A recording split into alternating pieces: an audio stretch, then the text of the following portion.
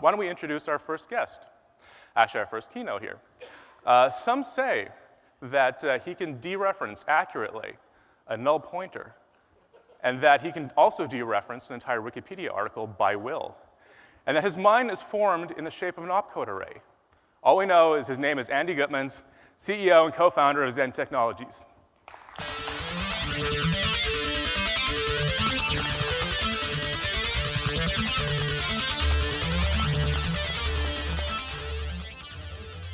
For those who didn't know, that music was actually created by Kevin. So he's not only one of our best evangelists, he's also a music maker. So that was great. Welcome to ZendCon 2010. It's great to see such a big crowd here. For the Giant fans, congratulations. You waited a very, very long time for this. I'm actually not a baseball fan, but so before we get started, to just a few thank yous I want to give to our sponsors. Our platinum sponsors, Adobe, IBM, and VMware, Walt Disney. My kids would love to be here today. Walt Disney are our gold sponsors. And then we have Microsoft, Intel, RightScale, JetBrains, Red Ventures, and Oracle as our bronze sponsors. Then, of course, our exhibitors, GitHub, Infrabyte, Makara, Systems in Motion, Morph Labs. And a special thank you to SNS, who are the producers of this conference, and without them, this conference wouldn't be possible. So let's give them a big hand.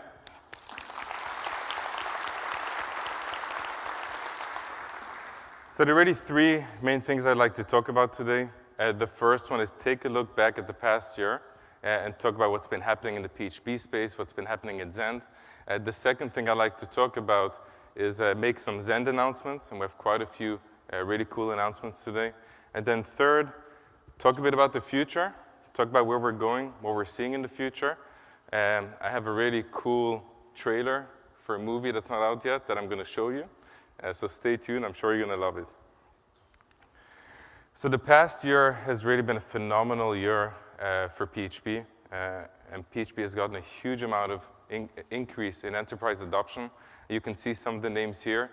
Actually, later today at 1:30 p.m., you're going to hear from Matt Merchant, who is here in the crowd, corporate CTO of GE, and he'll talk about the future of IT at GE and also how PHP fits into that. And you're going to hear from some other people on this list.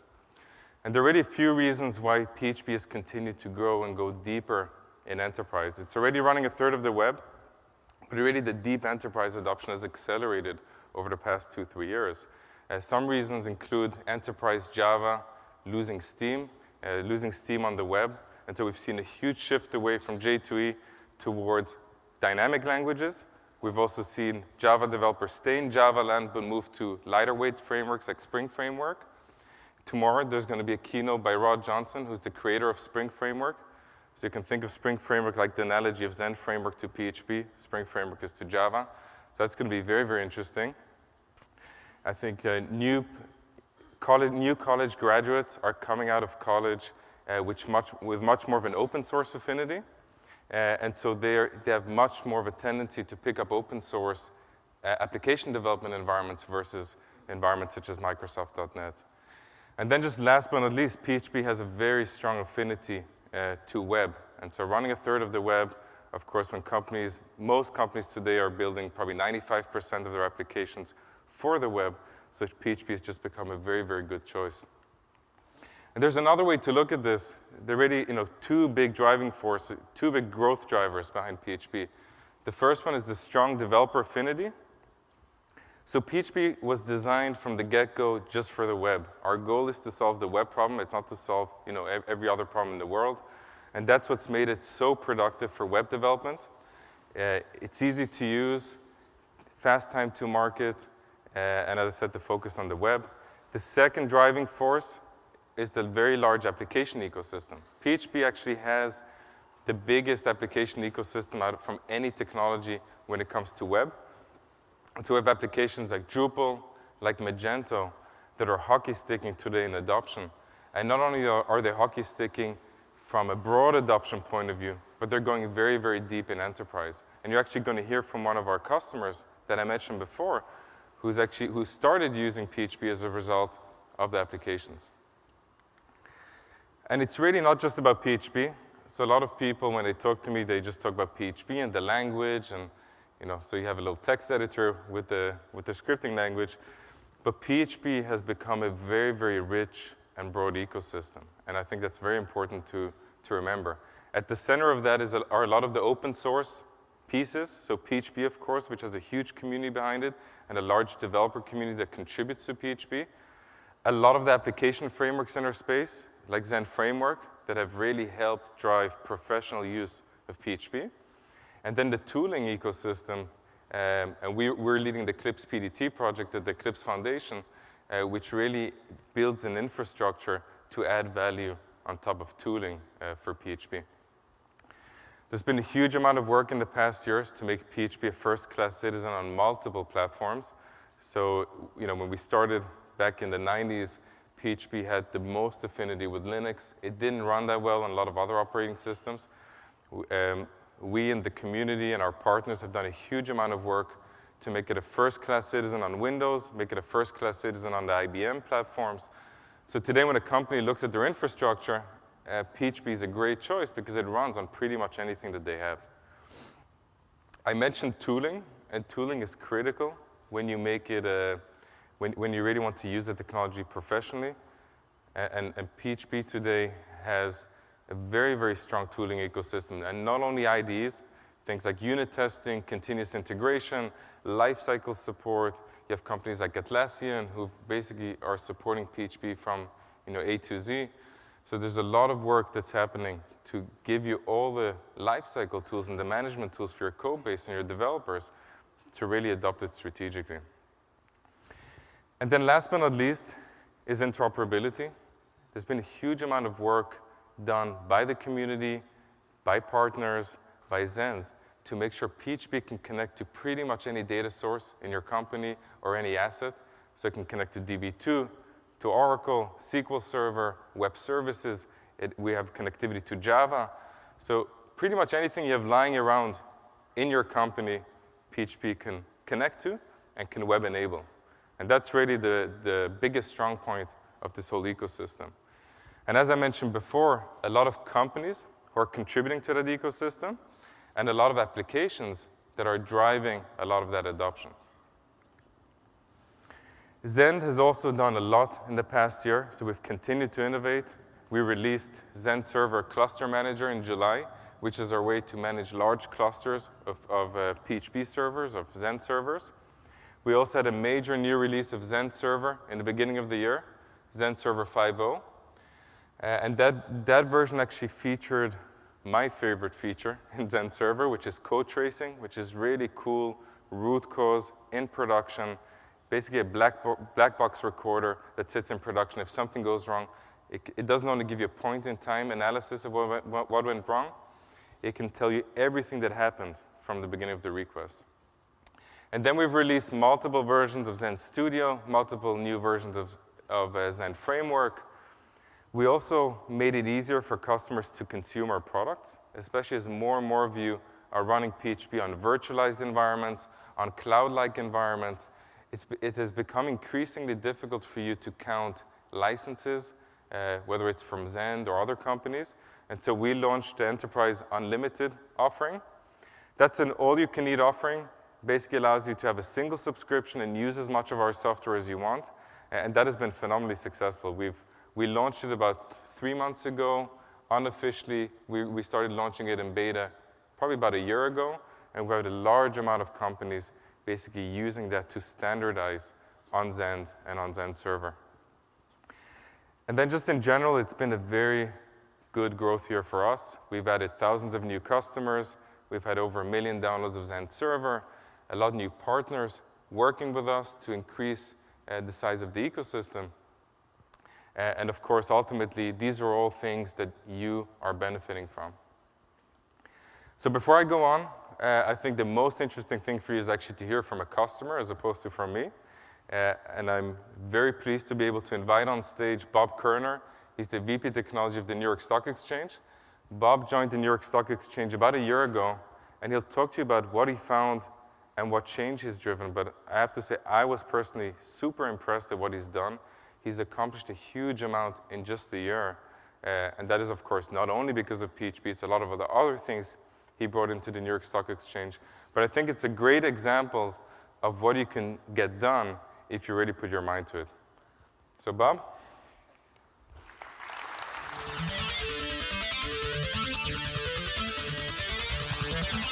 Thanks, Andy. Thanks, Andy. So before I get into my spiel, I thought I'd give you a little bit about my background to let you know where I came from and how I got here. I started my career working on nuclear submarines, designing navigation systems, combat systems, in very strongly type-safe languages like C, C++, in a very robust kind of environment, fully waterfall, SCI, CMM level 5, if you're familiar with that. In fact, we were the second facility in the world to get to that level. So that just meant processes on processes in a very, tightly controlled, rigid fashion, which frankly works great for nuclear submarines. From there, I left to AOL, jumped ship, so to speak. A bunch of folks from Lockheed Martin went over to AOL, and hey, Bob, come on over. Stock's already split 6 times this week. You're going to miss the 7th. So I went over there for a while. It gave me great experience in terms of massive, massive scale. This is when we had 31 million monthly paying subscribers, and we were just growing like gangbusters. So between the robust architecture at Lockheed Martin and the massive scale at AOL, it gave me a nice perspective on how to build really large-scale applications. So from AOL, I did a number of startups, started understanding the web space a lot more, understanding a lot more of the web tools and the web problems. I was invited to come over and work at the New York Stock Exchange almost a year to the day, November 2nd. And I interviewed with Larry Leibowitz, the CIO. You might have seen him on 60 Minutes the week before last. In any case, he sat me down. He explained to me that the New York Stock Exchange was transforming and becoming a technology company. Most people don't think of New York Stock Exchange as a technology company. But at the heart of it, that's what it really is. They have systems that handle 2 million pieces of data every second. We sell massive amounts of data products. We have many, many partners, and we have a huge global web experience. The New York Stock Exchange just a few years ago became a publicly traded company, and as a result has acquired several other companies and is changing different areas of the company one by one. And one of the last places that they addressed was the web. So I run the global web organization, responsible for all the different disparate sites from all the different companies that we've acquired and we've brought under one umbrella. When I came on board, Larry asked me, he said, Bob, what we want to do is we really want to reduce this 2-year cycle of web development down to 6 months. And I swear I laughed. 6 months, I think we can do that, Larry. I think we can handle 6 months. In fact, we'll make it 3 months. So I got on board, I took a look at their systems, and I tried, at that time, they were claiming to be 6 days away from launching a 2-year project. For 2 years, this team had gathered requirements, they had worked with all the different units in business across different places in the world, Paris and Amsterdam and all over the place. And then they went off building this thing for 2 years, telling their customers, hold off, we'll get there. So they brought me in. This project was supposed to launch within 6 days. Started pulling on the thread a little bit, building out a schedule, and found that this waterfall that they'd set up was pretty much a big lie. And a waterfall kind of is. Not that everybody intends to make it a lie, it's just that any kind of development is iterative, whether you admit it or not. Nobody writes requirement specifications to the level of detail they need. Nobody does design to the level of detail they need, and the business changes. Things change as the business moves forward. You need to have processes, you need to have tools, you need to have an environment that matches the business. So they were using a CMS based on JSPs. This particular CMS didn't have a real robust development environment. When I was working with the engineers, they were opening 15 critical bugs every day, and they were closing 15 critical bugs every day. Didn't look like it was going to close. So I sat down with them, and they walked through their development process. They were using fancy text-based editors to develop Java code. And the only time they could see that their code worked was when they checked it in, fetched their page, and see if it compiled. That's ridiculous. Can't develop that way. Didn't get any warnings. If you checked something in that broke the build, you broke everybody's build. They had 50 developers working on the project. So I looked at my product manager, both kind of had a quiet moment, shook our heads, and went back to the office.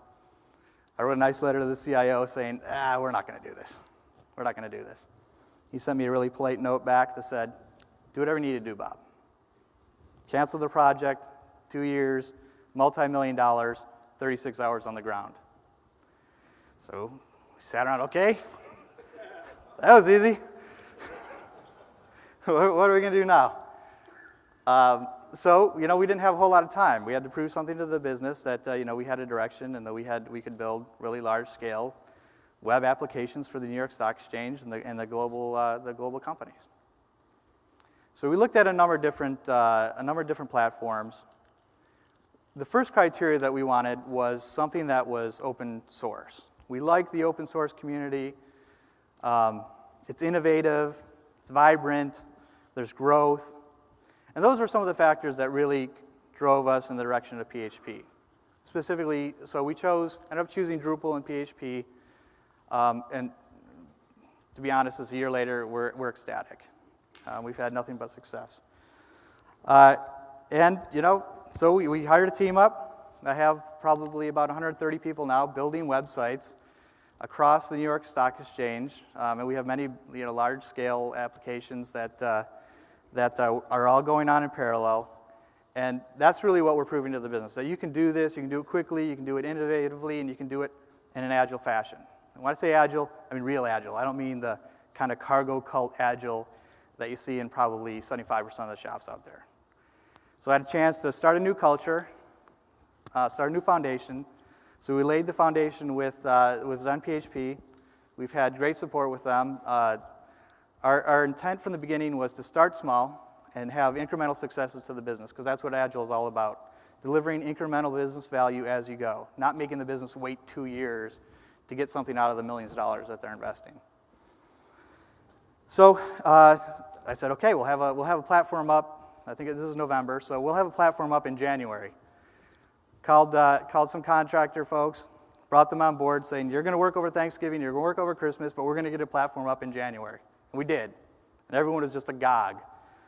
Remember, this is a company that when they wanted to put something on the web page, they had to go through an entire waterfall design process just to add something to the left nav.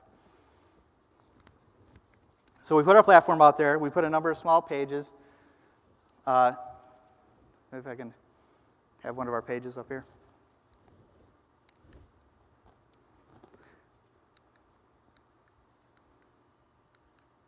So this is what our site looks like right now. To be honest, it's kind of embarrassing. I don't tell people this very often. This is the site that they had up there for some time. This is the one that we were going to sunset. It really hasn't been updated in a long time. It doesn't have a vision that allows all of our different audiences to come in and get the information that they need. Everybody's kind of funneled into one place, and they got to navigate. They got to walk through and find their information if they can. So we did some analysis, and we found out that about 30% of the people that come to our site, we got nothing to sell them. I mean, they're just consumers that want to know more about the New York Stock Exchange, and we didn't really service them that well. They'd come here, they see a lot of links, they'd get lost pretty quickly and go a couple levels. So we thought, hey, it'd be a nice test of our platform if we launched something to service this population. I mean, we can come to them and give them a message that's credible, because again, we have nothing to sell. So we launched NYSE Money Sense in March. So the platform was launched in January. In March, we came up with this site and another to further demonstrate the platform. This site has content that says, how should you invest your money? People come to the site, they ask questions like, I just inherited some money, should I go on a trip to Florida? Should I put in my 401k? And I was actually testing this, like, wow, there's a lot of cool information here. I called my wife and said, hey, you got to check this site out. It's mine. And it's still out there. So we launched this. We had some performance issues. Called my friends at Zend. They came out and showed us how to use the Zend server and all the tools available to pinpoint problems in performance, and in 2 days, this thing was already running at 300% better than previously. So that was an easy sell. I took those numbers, and I took some of the other things up to our senior executive management, and so we're Zend all the way from that point. This site is Connect. Actually launched at 9 o'clock last night. If you guys saw, I left dinner a little bit early. This is a site that we have for listed companies. Listed companies, their CEOs, their CFOs can come in here. They can find information. We're going to be building, as we go, we're going to be building communities around this information, this data, where CEOs and others can come and they can share information with one another. And we're going to be so we have tech blogs that we're going to be launching around this environment.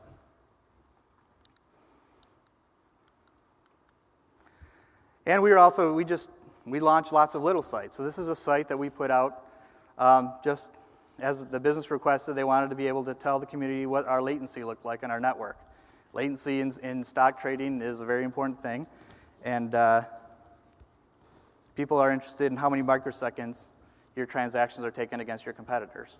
So we put this site together in a little bit. We launched it, and we continue to support it. But we're doing lots of these kind of things, lots and lots of them. We continue to do them. We have our agile process. We have sprints that last 2 weeks, and every 2 weeks, we deliver real business value. And the best part of that is we don't have to be finished. The business knows that we're an agile shop, we're an iterative shop, and we're really going to deliver something. So they're very comfortable giving us the room that we need to continue to grow, and that's the same thing that we're doing with Zend. So with that, it's been a year. I think that we've been very successful. I'm looking forward to the next year, and we want to give back to the rest of the community. So New York Stock Exchange has a lot of enterprisey kind of things that they can contribute back to make the entire platform that much more stronger. And that's what it's all about. It's the community, taking from the community and giving back. So with that, I guess I'll turn it back over to Andy. Thank you.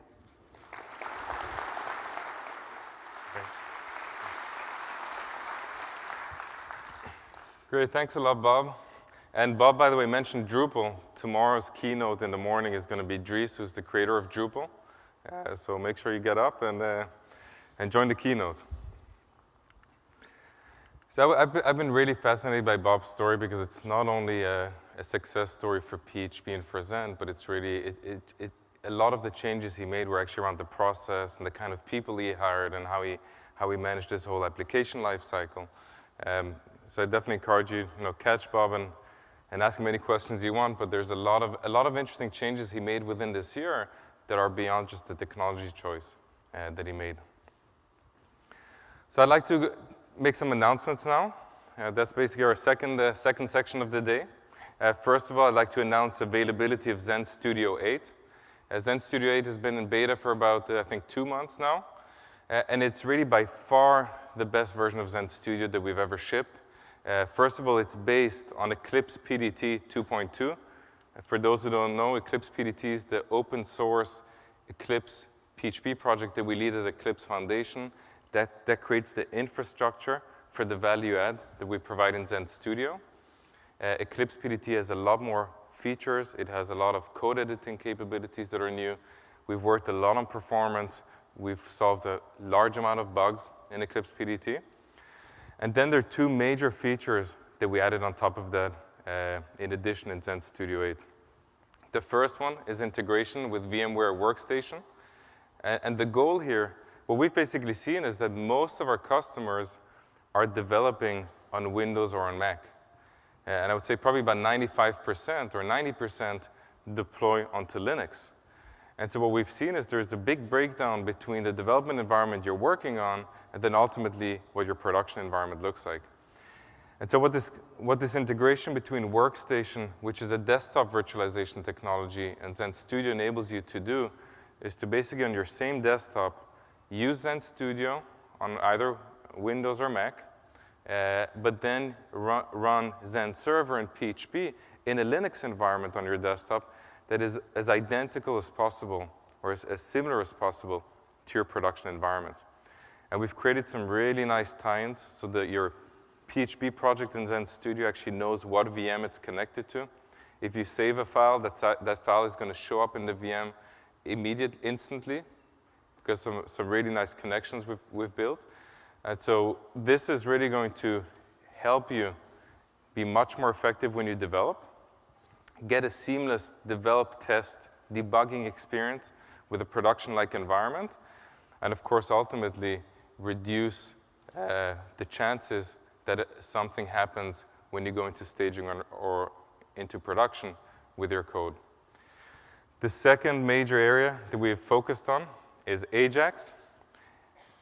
And we've had JavaScript support in Zend Studio for some time, but we've made a huge amount of improvements there, both improving the JavaScript editing support. We've also added support for the various Ajax toolkits, so jQuery, Prototype, Dojo, EXT.js. Zend Studio recognizes them. It gives you content assist for the Ajax toolkits. We've also made it very, very easy to debug JavaScript, so there's JavaScript debugging support in it. And last but not least, we've also added a really cool feature that is very similar to YSlow, that helps you detect kind of what your bottleneck is in the full web request. We've added a functionality like that within the Zend Studio environment. So from within the studio, you can really profile and see what's taking time, not only in your PHP code, but as part of the whole web request. And best of all, we've actually reduced the price of Studio. We've reduced it from $3.99 to $2.99. And really, our goal with this reduction is to enable more and more professional developers to get this functionality, which ultimately helps you build more professional and more business-critical environments. So this is available right now on our website, so you can go ahead and visit it. And we've actually also done a bit of a website redesign, so I hope you like it. The second thing I'd like to announce is the availability of Zend Framework 1.11. Zend Framework is a project I started in 2005. It's been tremendously successful. Even though the version number here doesn't tell it, it's really a pretty major new release of Zend Framework. And we have two big features in Zend Framework. The first one is the availability of simple cloud APIs. For those who don't remember, we announced Simple Cloud a year ago with IBM, with Microsoft, with Rackspace, and some other vendors. And the goal of Simple Cloud is to deliver a common API that enables you to leverage cloud application services such as storage, queuing, database. And if you use that common API, then your application is actually portable across clouds. And I'll talk a bit about cloud later, but the notion of portability across cloud is critical to where we think, to what we want to enable. And so with Zend Framework 1.11, we're actually shipping a GA version of the Simple Cloud APIs that supports Amazon, supports Windows Azure, and supports some other clouds.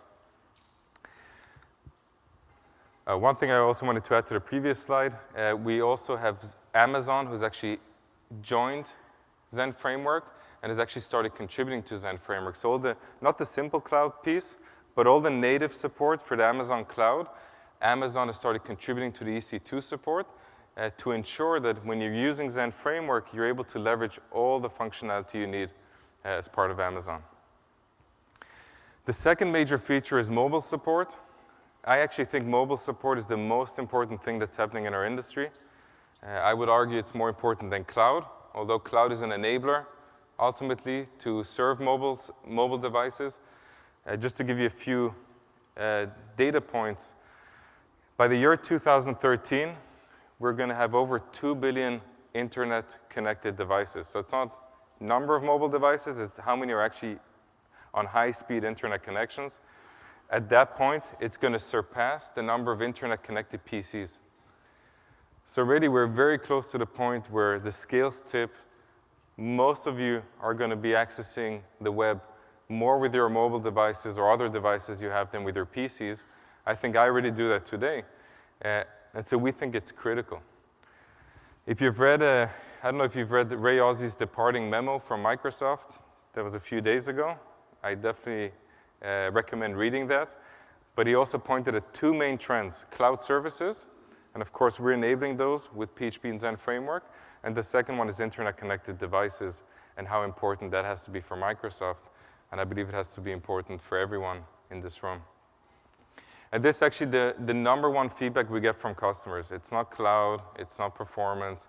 I would say the number one feedback we get is we're having more and more people access us through mobile devices.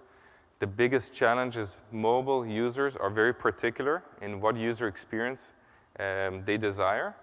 And so just doing a screen scrape, doing screen scraping of a web application, or just using a regular web application and trying to make that fit a mobile device isn't good enough. And so what we've added in Zend Framework is functionality that enables you to detect what mobile device is accessing your website, what are the capabilities of that device. So for example, what's the screen size? Does it run JavaScript? What image formats does it support? Does it support JPEGs, GIFs, PNGs? And then we've also added view helpers and other functionality in Framework that enables you to then optimize your application for the various mobile devices. And so while you might still build a native application for, let's say, iPhone, ultimately you're going to have to hit hundreds, if not thousands, of different devices. And with this functionality, you can do that. And so that's shipping today in Framework 1.11. And I definitely encourage you to take a look at it and give us feedback, because I think it's just the beginning. There's a lot more that we want to do, and your feedback is going to be very, very valuable. This is also a super example of how good it is that we're part of a larger community. Because at Zend, we decided mobile was important. We started interacting with the community and putting out some proposals for this mobile device. But what actually ultimately happened was a partner of ours came to us and said they've actually implemented pretty much everything that we wanted to do ourselves. And so we were able to accelerate the development of mobile support probably by 3 to 6 months just from the contributions that they gave us. And those contributions have made their way into Zend Framework. So that's always important to remember. You're part of a community. There are things that Zend does, but there's a lot more that actually comes in from the community. So whether it's in PHP, in Zend Framework, or in other projects, you benefit from everything the community does. Of course, we have a saying at Zend: if we ship it, we support it. So it doesn't matter who builds it, we will support it, and we'll fix any issues if they come up.